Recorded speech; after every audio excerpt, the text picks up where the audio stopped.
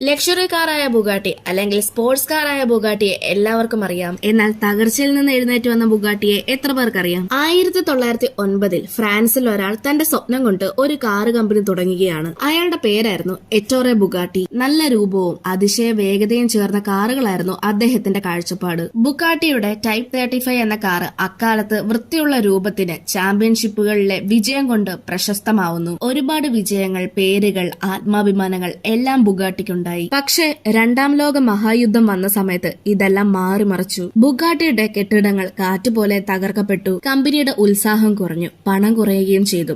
1947 എറ്റോറയും മരിച്ചു. അങ്ങനെ ബുഗാട്ടിയെ കുറിച്ച് പറയുന്നത് എല്ലാവരും നിർത്തി. ദീർഘകാലം കഴിഞ്ഞു മുതിർന്നവർ പറയുമായിരുന്നു, ഒരിക്കൽ ബുഗാട്ടി എന്നൊരു കിടിലൻ കാർ ഉണ്ടായിരുന്നു എന്ന്. പതിറ്റാണ്ടുകൾ പിന്നിട്ടു, ആരും ബുഗാട്ടിയെ കുറിച്ച് സംസാരിച്ചില്ല. എല്ലാം അവസാനിച്ചു എന്ന് കരുതി ഇരിക്കുമ്പോഴാണ് 1987 ഒരു ഇറ്റാലിയൻ വ്യവസായിയായ റൊമാനോ ആർട്ടിയോളി എന്ന് പറഞ്ഞ ആള് വരുന്നത്. അദ്ദേഹം ഈ പഴയ ബ്രാൻഡിനെ വീണ്ടും ഉയർത്താൻ ശ്രമിച്ചു. അങ്ങനെ അദ്ദേഹത്തിന്റെ സ്വപ്നബലമായ ബുഗാട്ടി EB 110 ഇറങ്ങിയത്. പക്ഷെ കുറച്ചു നാളുകൾ കഴിഞ്ഞപ്പോഴേക്കും അതും പരാജയപ്പെട്ടു. കമ്പനി വീണ്ടും അടച്ചു. പിന്നീട് 1998 ജർമ്മനിയിൽ നിന്ന് വോൾസ്വാഗൻ ഗ്രൂപ്പ് എന്ന വലിയ കമ്പനി ബുഗാട്ടിയെ ഏറ്റെടുത്തു. അന്ന് അവർ പറഞ്ഞത് ഒരു കാര്യം മാത്രമാണ്, നാം ലോകത്തിലെ ഏറ്റവും വേഗതയേറിയ കാർ ഉണ്ടാക്കും. അങ്ങനെ അവരുടെ സ്വപ്നം സാക്ഷാത്കരിച്ചുകൊണ്ട് 2005 ബുഗാട്ടി വെയ്റോൺ ഇറങ്ങുന്നത്. 16 സിലിണ്ടറുള്ള എഞ്ചിൻ, 1001 ഹോഴ്സ് പവർ, 2.5 സെക്കൻഡിനുള്ളിൽ മണിക്കൂറിൽ 100 കിലോമീറ്റർ വേഗത, ഒരു മണിക്കൂറിനുള്ളിൽ 407 കിലോമീറ്റർ സഞ്ചരിക്കാൻ കഴിയുന്ന വേഗം. ഇന്ന്